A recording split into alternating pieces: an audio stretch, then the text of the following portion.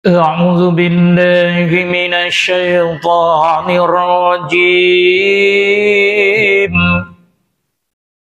بسم الله الرحمن الرحيم. أستغفر الله العظيم. أستغفر الله العظيم. أستغفر الله العظيم الذي لا إله إلا هو الحي القيوم وأتوب إليه. اللهم صل على محمد وعلى آل محمد. اللهم صل على محمد وعلى آل محمد. اللهم صل على محمد وعلى آل محمد. أشهد أن لا إله إلا الله وأشهد أن محمد رسول الله. إلى حضرة النبي مصطفى رسول الله صلى الله عليه وسلم وعلى آله وأصحابه الكرام الفاتحة. أعوذ بالله من الشيطان الرجيم. بسم الله الرحمن الرحيم. الحمد لله رب العالمين الرحمن الرحيم مالك يوم الدين. إياك نعبد وإياك نستعين. اهدنا الصراط المستقيم صراط الذين أنعمت عليهم غير المغضوب عليهم ولا الضالين.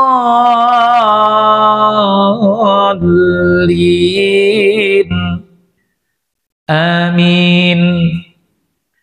ثم إلى أرواح آبائه وأمهاته وإخوانه من الأنبياء والمرسلين وإلى الملائكة المقربين والقربين والشهداء والصالحين وإلى أرواح جميع المؤمنين والمؤمنات والمسلمين والمسلمات الأحياء منهم والأموات من مشارق الأرض إلى مغربها ومن يمينها إلى شمالها ومن قاف إلى قاف من لدن آدم إلى يوم القيامة شيء لله لكم الفاتحة. أعوذ بالله من الشيطان الرجيم. بسم الله الرحمن الرحيم. الحمد لله رب العالمين الرحمن الرحيم مالك يوم الدين.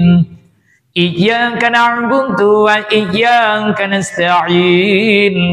اهدنا الصراط المستقيم صراط الذين أنعمت عليهم غير المغضوب عليهم ولا الضالين.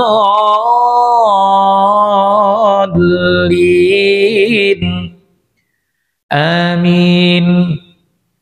ثم إلى أرواح خصوصا المرحومة حجة سعدية بنت سدمان خصوصا إلى أرواح المرحوم حجي إبراهيم بن حجي مستقيم خصوصا إلى روح سيدي زبيدة بنت مزالي وأصله وفروه وأصلها وفرها ومن ينتسب إليهم أجمعين وإلى روح حاضرين ولكل كافة شيء لله لهم الفاتحة. أعوذ بالله من الشيطان الرجيم. بسم الله الرحمن الرحيم. الحمد لله رب العالمين الرحمن الرحيم مالك يوم الدين. إياك نعبد وإياك نستعين. اهدنا الصراط المستقيم Siratal ladzina an'amta 'alaihim khairil maghdubi 'alaihim waladdallin. Amin. Bismillahirrahmanirrahim. Assalamualaikum warahmatullahi wabarakatuh.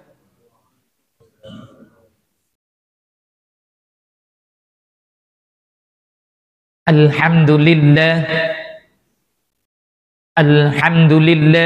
qail ba'da a'udzu billahi minasy syaithanir rajim. Bismillahirrahmanirrahim. Ammal ladzina amanu wa 'amilus solihati falahum jannatul ma'wa nuzulan bima kanu ya'malun. Asyhadu an la ilaha illallah wahdahu la syarika lah wa asyhadu anna Muhammadan abduhu wa rasuluh sallallahu alaihi wa ala alihi wa ashabihi wa man tabi'ahum bi ihsanin ila yaumiddin. Rabbi shrah li sadri wa yassir li amri wahlul 'uqdatam min lisani yafqahu qawli. Subhanaka la ilma lana illa ma 'allamtana innaka antal alimul hakim. Rabbana iftah bainana wa baina qaumina bil haqq wa anta khairul fatihin. Allahumma iftah li bi futuhil arifin fa fahamnaha Sulaiman wa kullan atayna hukman wa ilma wa sakharna ma'a Dawud al-jibala yusabbihna wat-tayr wa kunna fa'ilin. Allahumma yassir wa la ta'asir fa inna taysira kulla 'aisira 'alaika yassir. Allahumma tammim bil khair bi rahmatika ya arhamar rahimin. Amina ya rabbal alamin. Amma ba'du. Alhamdulillahi wa syukrulillah wa la hawla wa la quwwata illa billah. Yang dimulakan yang kasih Imam Masjid Jami' Parit Kasih Senggarang Batu Pahan Cukur, yang dihormati yang dikasih pengurusi dan seluruh ahli jawatan kuasanya, yang dihormati yang dikasih para imam, para bilal, bapak haji, bapak, ibu-ibu hajah, ibu-ibu hadirin hadirat rahimakumullah. Pertama-tamanya syukur kehadirat Allah Subhanahu wa taala dengan limpah rahmat dan redha Allah, dan kita juga redha. Allah panggil untuk datang ke rumahnya, kita datang walaupun hujan. Kalau tempat lain hujannya bukan air. Ada sahabat kita yang duduk di negaranya hujannya peluru, tapi sanggup lagi untuk menghadap Allah sebelum dia menghadap benar ke hadirat Allah. Jadi kalau tempat kita ini diserang oleh Yahudi, sama juga. Di bumi sahabat kita Palestina sana juga diserang oleh Yahudi Zionis. Kita juga diserang Yahudi. Tetapi kita ini lebih enaknya, lebih nyamannya untuk terus melakukan ibadah. Tinggal kita sahaja sama ada kita ini orang yang disebut oleh Allah manusia itu sifatnya keluh kesah, suka benar banyak songel. Apa songelnya? Kata Allah, macam-macam songelnya. Kadang-kala songelnya tak masuk akal. Kenapa tak masuk akal? Hujan pun tak boleh pergi ke masjid kadang. Kemudahan banyak, kadang-kadang sejuk. Itu sebab sahabat, sekarang ini dah ada satu program yang dimana amir kita atau ulil amri kita menyarankan supayanya ada solat subuh seperti solat Jumat. Dah kena belum masjid ni? Besok subuhnya ramai juga. Kita jangan menjadi munafik tu. Majlis ramai. Esoknya, hadis mulu lah. Habis yang ramai itu siapa? Jadi direnung, jangan sampai kata baginda Rasulullah, pengikut Dajjal itu adalah umat aku yang ahli solat. Kerananya dia tak nak solat, 2 solat ni jaga betul-betul. Pertama adalah solat Isya berjamaah di rumah Allah. Keduanya adalah solat subuh berjamaah di rumah Allah. 2 waktu ini tolong jaga untuk mengelakkan kita menjadi tentera Dajjal atau pengikut Dajjal. Pengikut Dajjal ni ada 10 gulungan di kalangan orang yang ahlul ibadah, ahlul salat. Rasulullah dah sebut satu persatu. Dah kita dah syarahkan, dah kita bincangkan. Jangan menjadi pengikut Dajjal sia-sia saja kita. Bagaimana pengikut Dajjal itu di golongan orang ahli salat. Rasulullah paling bimbang, paling sangat bimbang. Umatnya ahli sholat, tetapi peradabannya tidak ada. Ketika mana imam belum selesai, belum bergerak, kita dah bergerak dah. Rasulullah kata itulah pengikut Dajjal yang dia tak perasan. Imam belum bangun, dia dah bangun. Itulah pengikut Dajjal, kata baginda Rasulullah. Jadi kita kena jaga-jaga sahabat. Solat berjamaah bukannya main-main ataupun lepas solat salam habis, tak. Karenanya solat perlu ada peradabannya. Solat wajibnya bertasawuf, kerana adab itu adalah tasawuf. Jadi kenapa kita susah banget nak mengikut akan ajaran baginda Rasulullah? Kebarangkaliannya banyak. Mungkin Allah belum terima ibadah solat kita. Itu sebab kita terasa khawatir. Sepatutnya kita bimbang. Takut-takut solat kita Allah belum terima. Tandanya apa? Kata baginda Rasulullah, selagi belum boleh apa yang aku ajarkan, boleh ikut cara aku ini, maka Allah belum terima. Sehingga bagi Allah Subhanahu wa taala telah firmankan, Allah firmankan dalam hadis qudsinya, baina qabla wa raddima, aku tak terima ibadah hamba aku itu selagi dia tidak mengikuti Rasulullah, selagi dia tidak illa salata ala habibi Muhammad, selagi dia tidak berselawat kepada baginda Rasulullah sebelum melakukan ibadah. Itu sebab diperintahkan pada kita setiap Jumaat, ya ayyuhalladzina amanu sallu alaihi wa sallimu taslima. Diperingatkan, kerana itu sangat penting. Kalau tak diperingatkan. Selawat adalah satu pokok untuk terangkatnya ibadah. Sedangkan solat itu adalah yang Rasulullah bawa, susah payahnya baginda Rasulullah menghadap Allah. Tapi kita lupa dengan Rasulullah kita menghadap Allah. Ketika mana menghadap Allah? Ini tolong ambil berat. Wa imah apa solat pun. Itu sebab dah diajar pada kita kuncinya ibadah. Termasuklah selawat itu sendiri. Tujuan apakah kita menghadap Allah? Bagaimana? Kenapa Allah tak terima lagi? Sedangkan kita menghadap Allah hanya mohon ridha, bukan mencari pahala. Orang yang melakukan amal pasti Allah bagi pahala. Pahala umpama gaji. Tapi macam mana nak naik gaji itu masalahnya. Itu sebab Allah sebut dalam Al-Quran sana. Ba'da'udzu billahi minasyaitonir rajim. Alladzi khalaqal mauta wal hayata liyabluwakum ayyukum ahsanu amala. Akulah yang menguasai, kata Allah, hidup dan mati seorang insan itu, seorang manusia itu. Aku nak uji sejauh mana peningkatan akan ibadahnya. Ahsanu amala, bukan ahsana amala. Kalau ahsana amala cuma elok solat ibadahnya. Kalau ahsanu, kata Allah, pertingkatkanlah ibadah. Makin lama makin menaik. Kalau dulu solatnya gitu je, sekarang solatnya dah berbeda. Apa bedanya? Mengikuti apa yang Rasulullah ajar. Kita belum mengikut lagi yang Rasulullah ajar.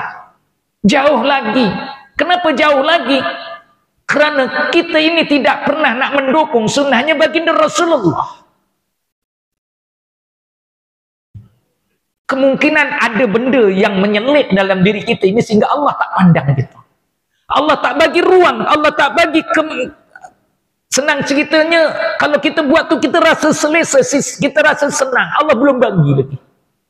Mungkin ada perkara yang kita lupa sehingga ibadah kita tergantung.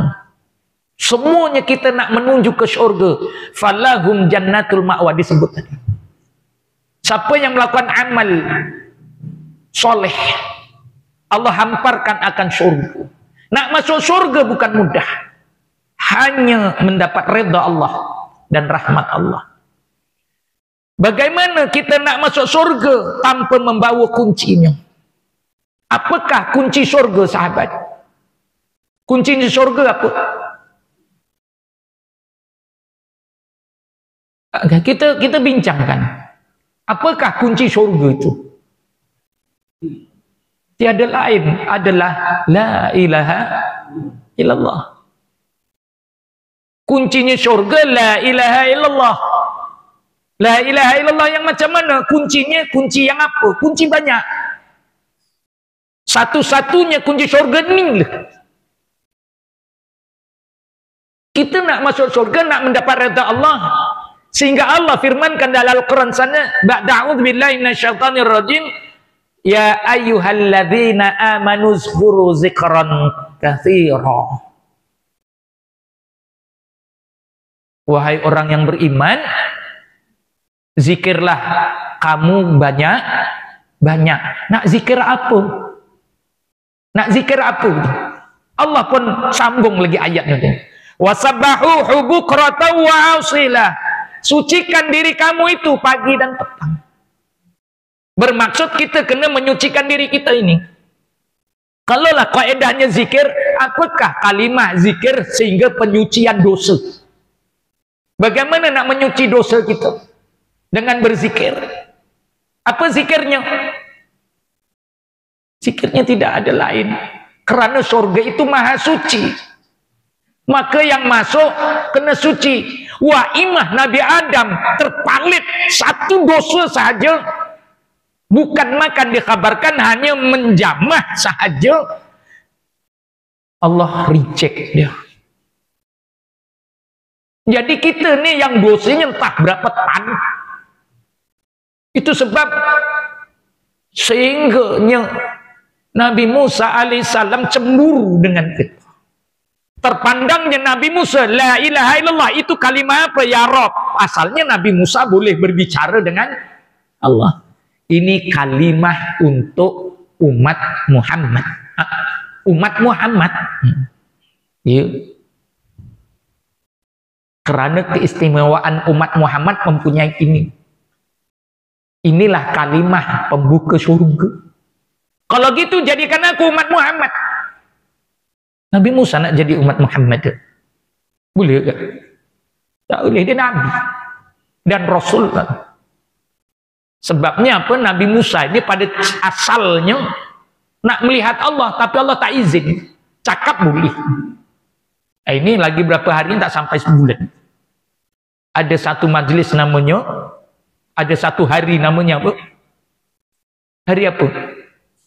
Isra dan Mi'raj, menceritakan bab-bab ini. Itu Isra Mi'raj lah, ceritakan Nabi Musa berdondi dengan Allah nih, apa ceritanya? Semasa Isra Mi'raj kan. Jadi kuncinya surga itu la ilaha illallah. Maka sempurnakan kalimah la ilaha illallah baru boleh masuk. Boleh. Kalau kunci itu sempurna, kilat, milat, masuk senang. Bagaimana mengilat? Ya diasah hari-hari. Kalau kita tak asah macam mana? Itu sebab jadi karat nanti. Walaupun kita dah pegang. Bagaimana kesempurnaan la ilaha illallah sehingga disebut miftahul la ilaha illallah. Kuncinya la ilaha illallah itu apa? Kita mundur ke belakang saja, kita bincangkan supaya kita tahu. Tak sembarangan nak sebut la ilaha illallah. Kuncinya apa? Orang tu baca la ilaha illallah dari pagi sampai petang, la ilaha illallah. Tapi kunci dia tak buat. Buat apa dia baca la ilaha illallah? Apakah kuncinya? Itu sebab kita kena faham betul-betul. Disebut oleh para ulama, miftahul la ilaha illallah as-salah. Kuncinya apa? Solat. Baca la ilaha illallah 24 jam tapi tak solat. Bagaimana dia? Lebih baik orang mancing tu. Baca la ilaha illallah dia tak kerti nak solat. Kuncinya solat. Sempurnanya solat, sempurnalah la ilaha illallah. Sempurna la ilaha illallah boleh masuk syurga. Tapi masalah juga, apakah kuncinya solat pula? Miftahul solat, apa kunci dia? Disebut oleh para ulama juga miftahus solah at-tahur. At-tahur apa? Apa at-tahur? Bahasa mudahnya toharoh. Apa toharoh? Toharoh itu apa, Pak? Bersuci. Betul kita bersuci? Adakah bersuci itu hanya wudhu? Kadang mandi wajib juga kita pun sangkut. Orang lelaki mandi wajib dia tak faham bagaimana mandi wajib ada.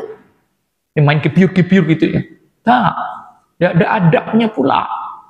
Satu persatu kena ikut. Lagi-lagi orang perempuan mandi wajib tak boleh sembarangan. Kalau diceritakan, itu biarlah orang perempuan cerita dengan orang perempuan, taklah malu sangat. Kalau diceritakan nanti malu, sebab nak ditunjukkan tempat ni macam mana.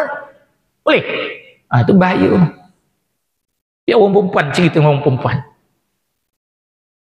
Miftahu solah at-tahur, bersuci. Tak kira sucinya macam mana. Dan kuncinya bersuci itu apa? Kuncinya bersuci itu ada miftahu tahur al-baul. Apa al-baul? Al-baul itu adalah kencing. Sempurnanya kencing, sempurnalah taharah. Kita mengambil ringan benda macam ni sebenarnya. Rasulullah sebut sempurnanya kencing, sempurnalah taharah gitu. Nak wuduk ke, nak mandi wajib ke, sempurna dia. Macam mana sempurnanya kencing? Kuncinya kencing tu, sempurnanya kencing macam mana? Ni yang kita jarang buat. Miftahul baul disebut istibara. Apa istibara? Dua kalimat, dua benda yang para ulama mentafsir. Istibara pertamanya adalah apa tu? Berdehem. Keduanya adalah menyentil atau bahasanya mengurut. Kita kencing tak berdehem, maka tak sempurnanya kencing gitu, tak habis. Kencing yang tidak berdehem, lebih bagi perempuan kalau tak berdehem, tak sempurna kencingnya. Dibasuh pakai klorok, sabun, bris ke apa ke, tak akan suci, bersih ada, tapi tidak akan suci, tak sempurna dia. Tak sempurnanya kencing, tak sempurnalah wuduk. Tak sempurna wuduk, tak sempurna solat. Tak sempurna solat, tak sempurna la ilaha illallah.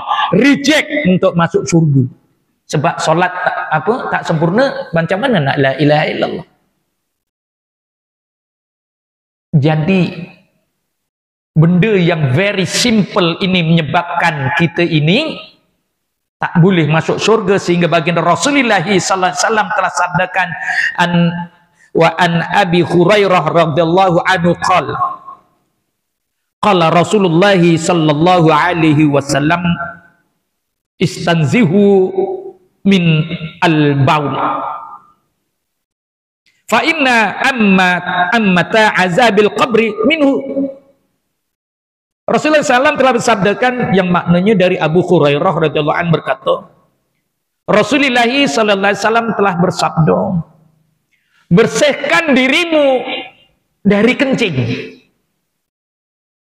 Bersihkan diri kamu dari kencing. Sempurnakan diri kamu dari kencing.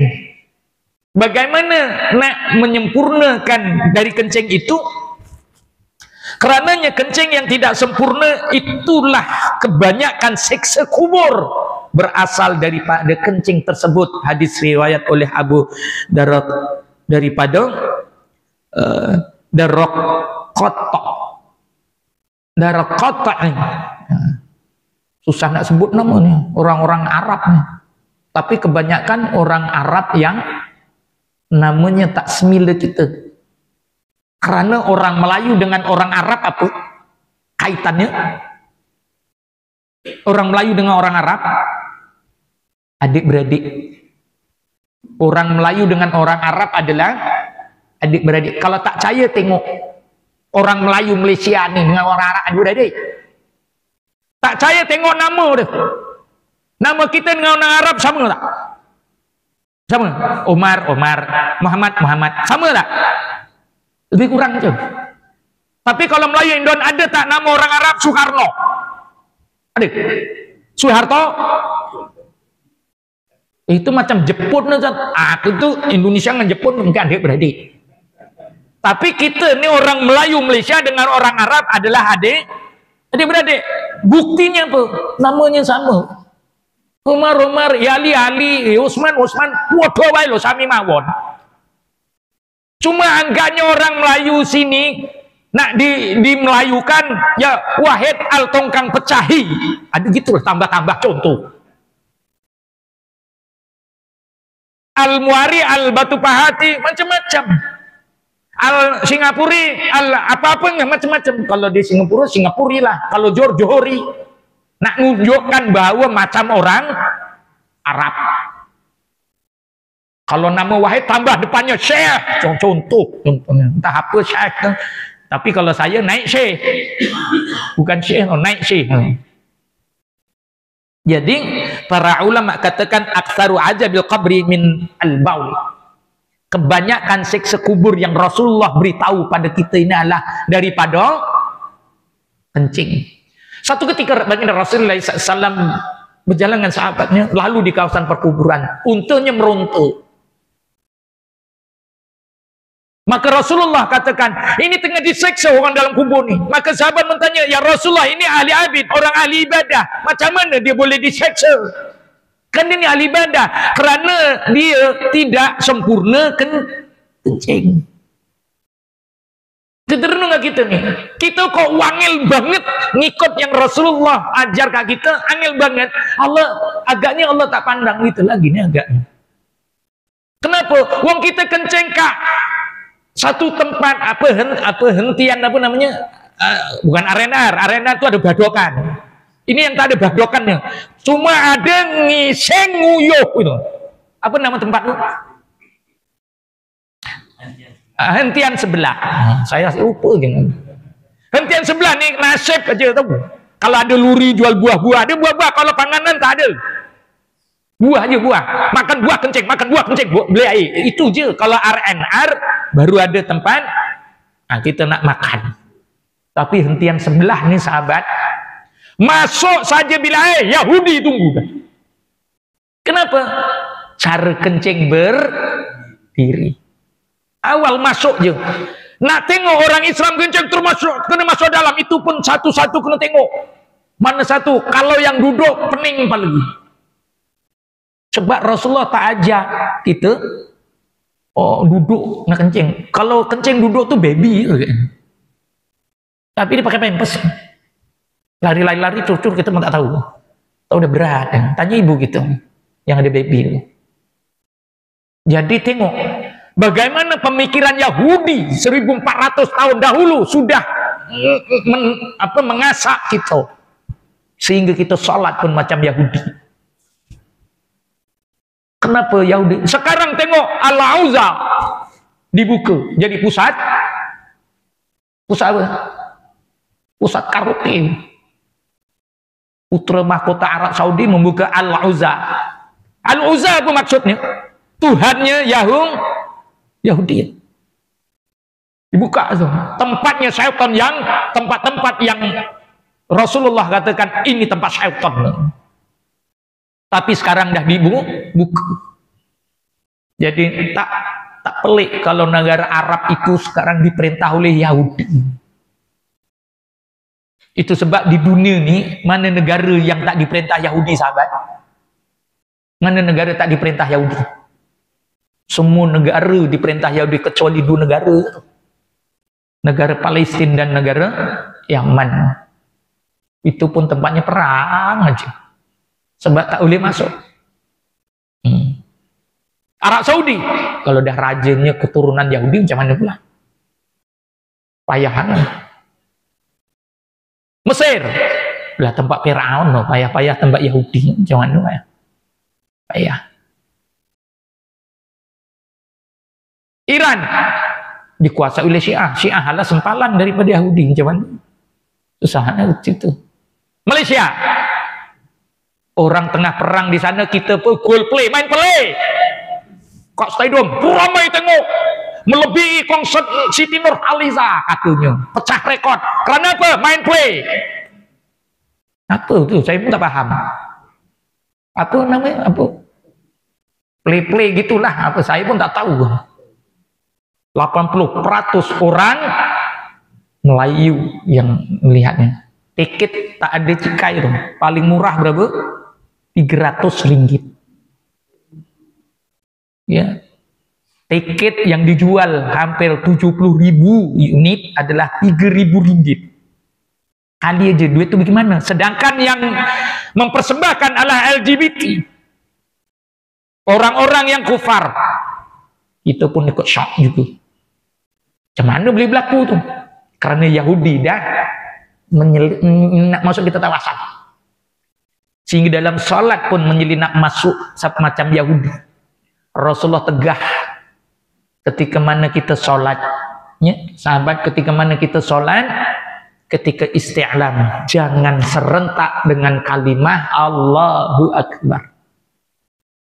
Macam mana? Walillahil asmaul husna fad'uhu biha. Angkat tangan ini lebih dulu, asma Allah, kerana nak dipancarkan wajah tu wajh. Ya. Itu sebab bulan yang lepas kita bincangkan kalimah ini belum selesai. Tapi oleh kerananya kenapa susah banget kita ni nak mengikut apa yang Rasulullah ajar, kaidah melakukan ibadah, agaknya di hujung yang remeh inilah Allah tak terima kita. Kalaulah di dalam kubur kita dah diseksa seperti mana yang Rasulullah sebut, bagaimana kita nak masuk surga? Dek kerananya kencing tok. Kencing yang tak sempurna. Kerana kencing yang sempurna itu adalah istibara. Kita kena berdehem-dehem. Kerana diinjapnya. Orang laki ni injapnya 2, depan belakang. Nah, orang laki ni, saya nak cium orang perempuan ni, diinjapnya lagi kuat. Kalah gitu. Injap orang perempuan ni. Tu sebab kalau orang perempuan kencing tak berdehem, masa tu tak sempurna lagi. Tu sebab nanti kalau kuliah orang perempuan, tanya yang ngajar tu siapa. Tak boleh jawab ni. Saya rasa agak ni dia orang perempuan ni bahayanya apa? Sebab penghalangnya batu besar. Orang lelaki ni injap. Injap tu apabila kita keluarkan air, kalau kita berdiri, injap itu tertutup. Injap yang pertama kedua, satu depan satu belakang. Yang depan itu tertutup. Dia akan tertolak kalau ada tekanan kuat.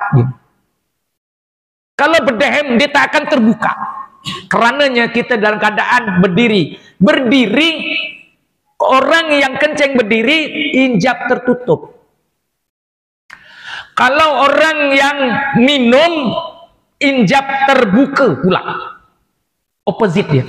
Itu sebab minum perlu ditutup injapnya. Kenapa? Supaya buah pinggang kita itu menerima air yang betul.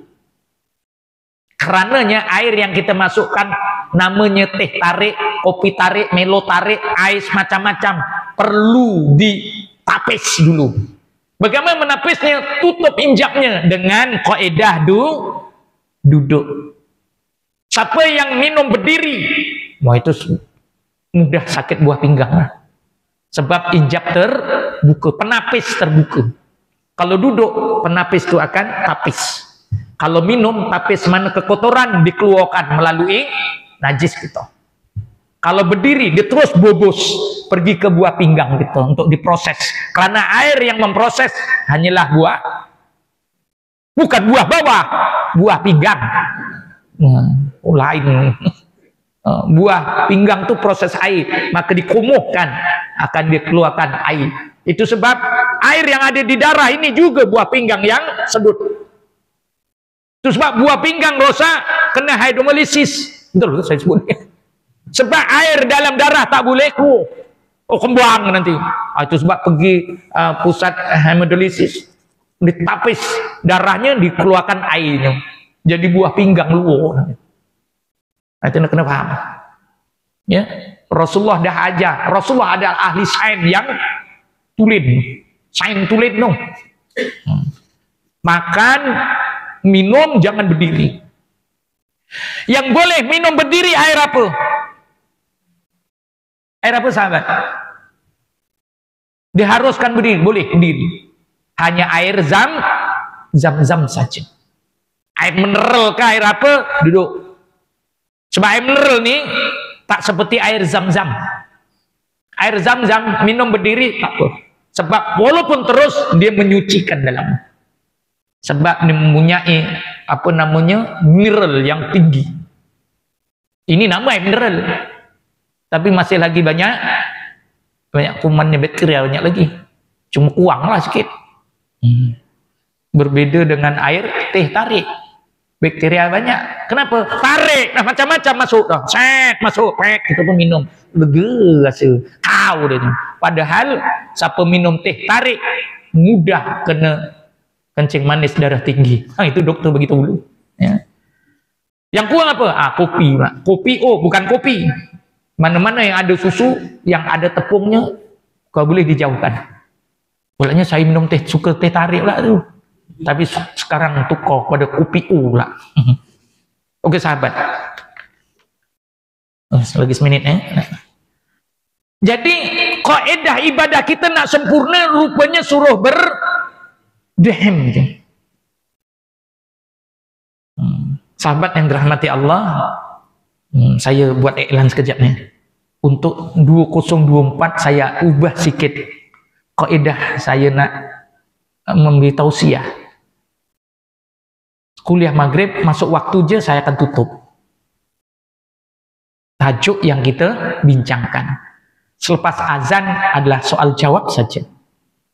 Soal jawab. Sekiranya ada persoalan, apa saja persoalan, dan satu kuliah hanya saya izinkan 3 soalan. Sama ada dari ibu ataupun bapak. Soalan 3 soalan yang kita bincangkan. Jadi kalau waktu macam ini bab tu dah selesai.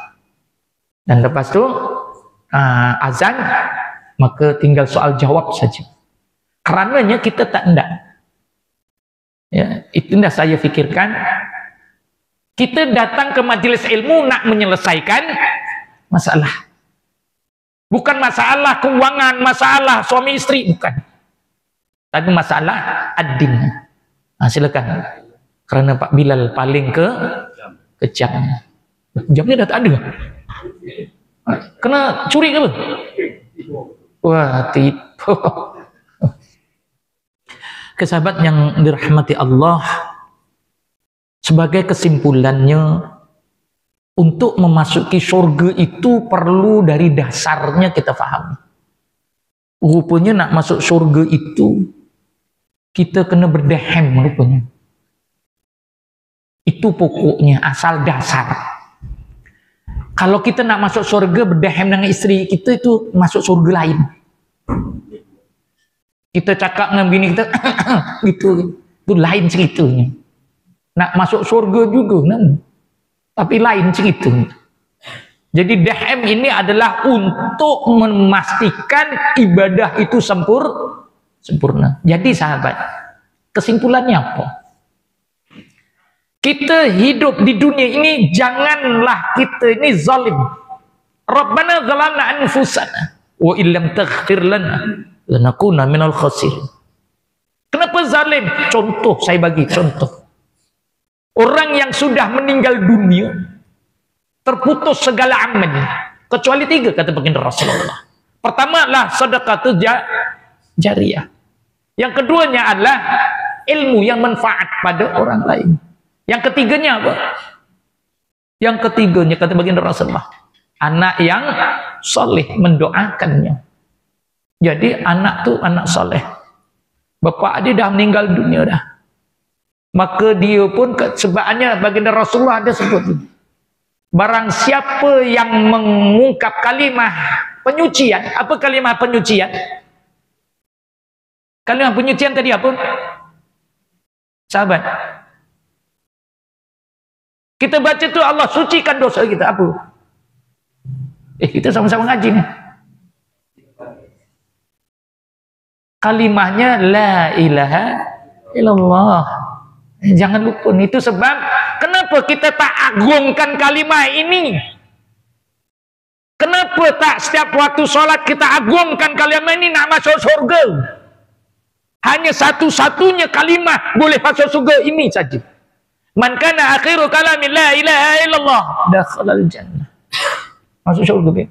Allah Rasulullah tak sebut subhanallah, tak sebut alhamdulillah, tak. Sebutannya apa? La ilaha illallah. La ilaha illallah namanya apa? Apa nama la ilaha illallah?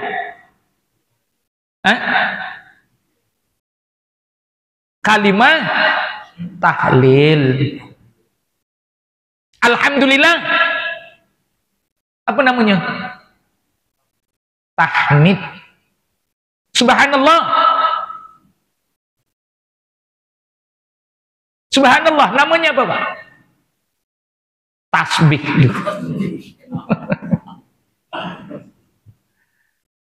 Allahu Akbar. Takbir. Takdis. Takdis. Ini kita kena paham ini. Kalau takdis subuhun kudusun rabbuna wa rabbul malaikati waruh. Ini puasa jangan terawih baca subuhun kudusun rabbuna wa rabbul malaikati waruh. Apa kalimah itu namanya? Kalimah yang digabungkan subhanallahi walhamdulillahi wa la ilaha illallah wallahu akbar. Berapa kalimah tu? Berapa kalimah tu? 4. Itu sebab kalimah yang paling berat dikeluarkan.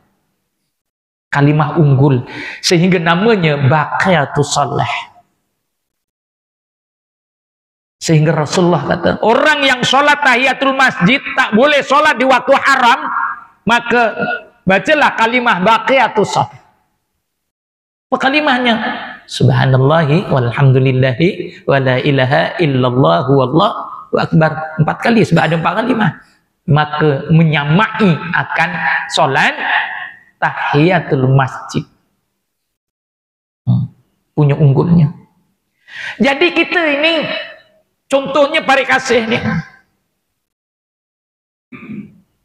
Si A ni nak buat kenduri tahlil. Bid'ah. Oh, ada yang cakap bid'ah tu. Ada. Ada. Kenduri tahlil bid'ah. Memanglah kenduri tahlil bid'ah. Yang tak bid'ahnya apa? Tahlilnya.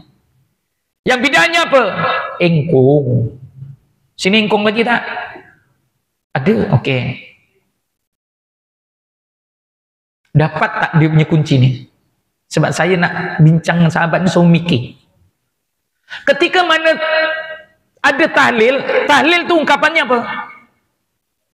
La ilaha illallah. La ilaha illallah. Kata baginda Rasulullah SAW dalam sabdanya, barang siapa yang baca kalimah la ilaha illallah 70,000 pada dirinya disimpan, Allah haramkan api neraka. Jadi ada para ulama mengatakan bahawa la ilaha illallah juga boleh dikirimkan. Syaratnya yang Rasulullah sebut anak yang soleh. boleh kirimkan kepada mak bapak dia yang dah tak ada waktu kecederaan kat sana.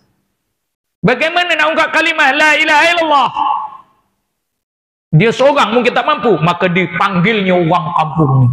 Ayo baca kalimah la ilaha illallah, bantu aku tak cukup duit. Nak hantar sana contoh kalau duit. Berapa enggak ada? 1,000 je. Nak 70,000. Kawan-kawan semua kumpul-kumpul. Bagi. Cukup 70,000 hantar. Tapi siapa yang hantar? Anak dia hantar. Bukan Pak Imam. Kumpul, Pak Imam hantar. Ni duit 70,000. Allah tak terima. Kenapa tidak tersenarai apa yang Rasulullah sebut? Yang boleh hantar adalah anak yang saleh. Tapi kalau kita kenduri tahlil, kenapa yang baca doa itu Pak Imam? Itu persoalan. Faham betul-betul yang ini. Kerana doa anak yang soleh aja akan sampai. Itu sebab kalau dulu saya kecil-kecil, Pak Imam tanya, setiap orang yang nak buat kenduri tahlil, baca doanya tuan rumah. Kerana itu Rasulullah yang ajar. Kenapa? Tuan rumah adalah anak. Kalau anak yang soleh, doakan mak bapak dia. Baru sampai. Pak Imam doakan? Belum tahu tu. Kenapa? Nak baca la ilaha illallah, Pak Imamnya pun tak ada wudu. Sedangkan tadi dah diceritakan kunci syurga itu la ilaha illallah. Wajarnya berapa? Berwudu. Kenapa majlis tahlil orang tak nak wudu? Yang dibaca tu apa? Kesian orang yang nunggu sana kerana kunci ini terlalu suci. Nak masuk surga, kita hantar tak ada bendanya. Kat sana tunggu tak dapat, kita tunggu dapat engkong. Siapa yang zalim? Yang kat dalam alam barzah sana menunggu, tapi kalimah tak sampai kerana Allah reject. Kerana yang membacanya tidak ada kesuciannya. Kalau orang dulu-dulu sahabat, imamnya kalau nak kenduri tahlil dia ada apa? Ini semua dah ada untuk? Belum, pergi untuk. Sebab nak membaca kalimah. Kalimah apa yang perlu ada untuk? La ilaha illallah. Sebab tadi diceritakan. Sempurnanya la ilaha illallah. Solat, sempurna solat adalah bersuci. Sempurna suci kencing. Sempurna kencing adalah dehem-dehem. Jadi kat situ ada bersuci. Baru boleh baca la ilaha illallah. Itu sebab dalam ahli tariqah, dalam ilmu tariqah, nak mengungkap kalimah zikir jahar ni wajib berwudu. Tak ada wudu tak boleh. Kita nak tahlilan dah kentut ni lah, cuma tahlil tak baca Yasin kok. Macam mana kita mikir gitu? Sedangkan yang nak diungkap itu adalah la ilaha illallah. Ini tolong ubah ini. Kesian orang nunggak sana. Tuan rumah. Lah keduanya tuan rumah pastikan kalau tak boleh doa, tak boleh baca doa, perlu dipasrah. Macam mana pasrah? Wakalah namanya. Pak Imam, aku mohon, aku baca doa kok merangkak. Kenapa merangkak? Tak tahu kenapa nak baca doa merangkak. Itu sebab anak yang soleh mendoakannya. Jadi apabila dah baca la ilaha illallah, anak pun ini tak, kalau majlis tahlil kenduri, tuan rumahnya sibuk buat pasal sawit kat dapur, menyediakan abeng. Ini macam mana ni? Tolong bahayang ni. Majlis tahlil semua keluarganya, pak kira perempuan ke lelaki duduk sama-sama bertahlil. Itu yang Rasulullah hendakkan. Bukannya sibuk pasal nak menghidangkan makanan. Perlu disiapkan awal lah. Lebih-lebih lagi anak lelaki. Jangan duk borak, jangan duk isap ukuk saja. Ya tahlil atasnya. Ini kalau boleh elak membazir je. Orang buat kenduri tahlil tapi tak sampai, sana tunggu tak sampai-sampai. Padahal kat situ ada dua. Tuan rumah anak tadi yang soleh, niatnya bersedekah. Ayam mingkung gaput, tapi tak sampai juga. Kenapa? Kenduri tak diniatkan. Ini aku bagi makan uang kampung, pahalanya, fadilatnya aku sedekahkan, aku serahkan kepada bapakku. Innamal a'malu binniyati wa innamal likulli amri man nawa. Kalau tak ada niat, dia rasa bangga. Tempat aku makannya mesti kambing gulik. Berbangga pula dia kat situ. Dah, tak jadi pula. Yang untung siapa? Yang makan. Untung kenyang kambing gulik ini. Tapi rugi, kita tak dapat. Kalau tak percaya, buat sekarang. Kalau tak percayalah sampai tak sampai. Pergi sana dulu. Siapa nak dulu? Saya kendian dulu. Jadi direnung sahabat. Ini sebab bab tahlilnya imam-imam ni kena belajar. Nak baca kaifiah tahlil pun macam mana? Peradaban nak baca tahlil tu kaifiahnya macam mana? Bukan kita ilah hadrah. Itu bukan, itu adalah kaifiah nak membaca yang panjang, tapi kaifiah nak baca la ilaha illallah tu. Tujuan apa baca la ilaha illallah? Macam kita solat, tujuan apa kita solat? Ni persoalan tak ada Ada ke tak ada? Kalau tak ada kita berhenti sekarang aja. Okey sahabat, sebagai kesimpulannya, nak baca kalimah la ilaha illallah paling afdal adalah selepas salat. Nak baca alhamdulillah ke Allahu akbar ke, itu tak ada wujud, tak rending. Tapi kalimah la ilaha illallah pastikan ada wujud. Itu sebab kalau kita berbai'ah mengambil ilmu zikir la ilaha illallah, zikir jahar namanya, guru akan bagi tahu ketika mana baca la ilaha illallah wajar ada wujud. Kalau tak sah. Kita tahlil tahun-tahunan, yang nunggu sana tak dapat. Kesian. Jadi kita ubah.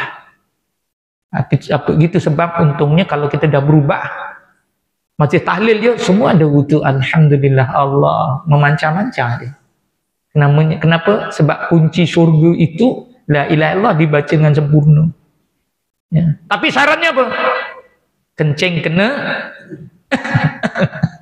Kalau tak dapat. Macam simple. Tapi itu yang Rasulullah sebut menyebabkan siksaan kubur. Itu sebabnya. Jadi saya rasa itu saja sahabat, mohon ampun dan maaf. Sebelum saya tutup, any idea, suggestion, question kaum ibu, biasanya yang untuk tahun ni saya kalau ada masalah dia orang tulis, ya, gunakan kertas kecil ataupun saya angkat tangan soalan. Sebabnya biar kita two way, jangan one way je, bukan highway ni. Okey, ada yang nak tak harus saya tutup? Tanyalah, sebab kalau pilihan ni dia keadaan berapa? Patut nak siap. Patut. Disebut berdahem macam mana? Sudah juga memadai. Sebab sekali berdahem dia akan buka. Dia akan terkeluar. Kenapa 3 kali? Sebab Rasulullah bagi tahu, yang pertama adalah depannya, yang kedua adalah keluarkan, yang ketiga memastikan habis. Tapi jangan tengah cur kita dahem, tak boleh. Dah habis, dah berhenti, baru dahem. Sama juga umpan sama juga. Jangan dia tak habis. Ini tengah cur gitu kita dahem, tak boleh lah. Memang nampak dia keluar. Sebab kalau tak percaya, ketika mana air keluar, air kencing keluar, kita berdahem, air itu akan apa? Lebih pancutannya. Itu tanda dia. Itu sebab bila dah habis, dah tis. Dah tak ada, dia akan keluar. Walaupun kecil kita tak perasan, kalau tak berdahem, kita basuh pakai klorok pun, time kita bangun, dia akan terkeluar. Dia akan terkeluar. Sebabnya apa? Salah satu tengok, kita nak kencing kena ada adabnya. Adabnya macam mana? Orang lelaki bukan kencingnya berdiri, tengok tak ada, jalan. Ini saya banyak kali jumpa di hentian hentian sebelah. Sebab masuk je pasti Yahudi dah tunggu ni. Pelik kan? Yahudi dah tunggu dulu tau. Nak tengok orang Islam nak kencing, masuk dalam. Dia pun kena cari satu-satu, mana satu. Sebabnya kalau kita kencing, tengok Rasulullah ajar, kaki kanan, kaki kiri, duduknya macam gini. Baru tengok depan. Kalau nak tengok. Kalau kencing nak tengok. Kalau tengok makruh hukumnya. Dia suruh tengok dinding. Nah, kenapa dinding? Tak tahulah kenapa dinding. Sedangkan orang yang sholat juga mendekati di dinding atau di situ setelah. Nah, macam gini, dah selesai 3 kali. Barulah basuh.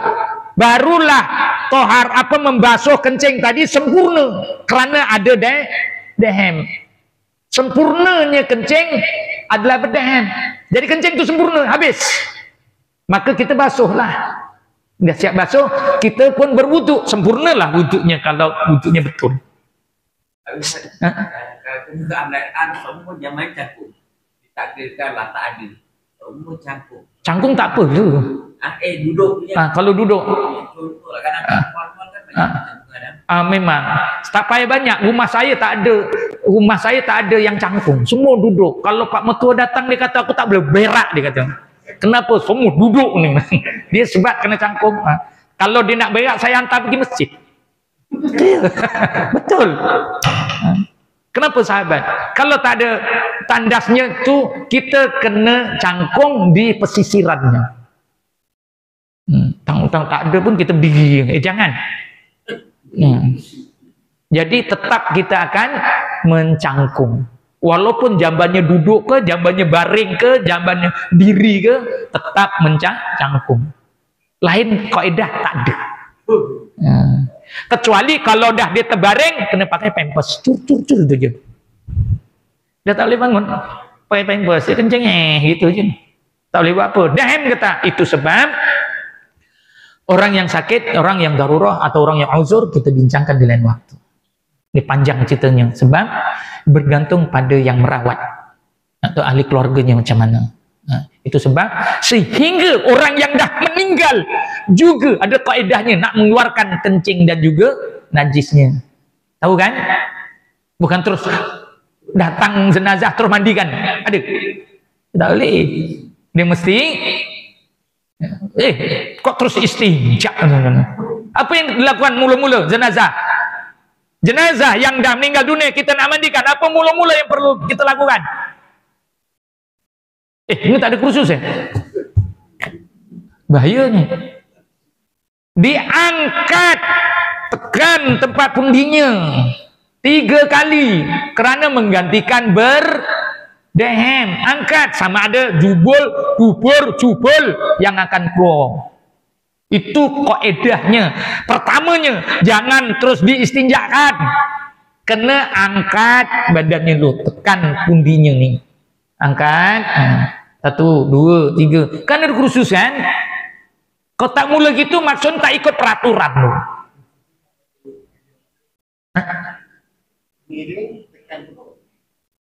Dia angkat. Memang ngiring tu angkat perut. Angkat perut. Tapi mula-mula perlu dibangunkan sedikit. Kerana apa? Nak menolak segala najis yang ada. Kena angkat sikit. Itu kalau belajar orang tua dulu-dulu. Sekarang ni semua very simple. Kerana kencing pun tak sekarang kok berdiri boleh. Itu jawapannya. Mudah. Dia kena angkat ni. Kalau tegak gitu, perutnya ni angkat 3 kali. 1, 2, 3. Barulah diiringkan. Ya, iringkan, tengok sebab apa nak sebelah kiri pula, kanan kiri, lepas tu barulah sibuk atau istinja. Jangan terus istinja, mesti lagi ada kat dalam. Kerana orang yang sakaratul maut itu umpama macam mana? Sama ada terbuka dia punya dubur dan juburnya. Allah a'lam. Okay, sahabat saya situ saja. Moga-moga memberi manfaat pada kita semua untuk melakukan ibadah. Jadi dia punya kesimpulannya kencing kena itu je. Untuk sempurnanya salat. Dan sempurna salat, sempurna la ilaha illallah. Maka masuk ke tempat yang sangat sempurna, iaitu syurga. Amin ya rabbal alamin. Ayo kita baca istighfar dan juga kalimah ubudiyah. Bismillahirrahmanirrahim. Astaghfirullahaladzim alladzi لا إله إلا هو الحي القيوم وأتوب إليه توبة عبد ظليم لا يملك لنفسه ضرا ولا نفعا ولا موتا ولا حياة ولا نشورا لا إله إلا الله ولا نعبد إلا إياه مخلصين له الدين ولو كره الكافرون للنبي الكريم وعلى آله وأصحابه الكرام الفاتحة. أعوذ بالله من الشيطان الرجيم بسم الله الرحمن الرحيم الحمد لله رب العالمين الرحمن الرحيم مالك يوم الدين إياك نعبد وإياك نستعين اهدنا الصراط المستقيم صراط الذين أنعمت عليهم خير المغضوب عليهم ولا